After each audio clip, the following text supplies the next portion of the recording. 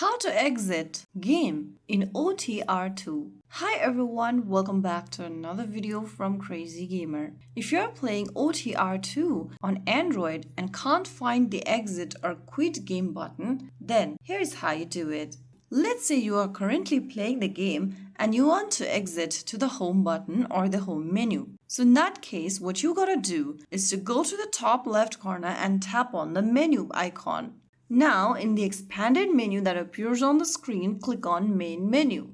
Now in the pop-up, click Yes and you'll be redirected to the main menu of the game, which means you have closed or exited the ongoing game. So there you have it. That's how you exit OTR 2 on your Android device. If you found the video helpful, don't forget to like, share and subscribe to our channel. I will see you again in the next video. Thank you for watching.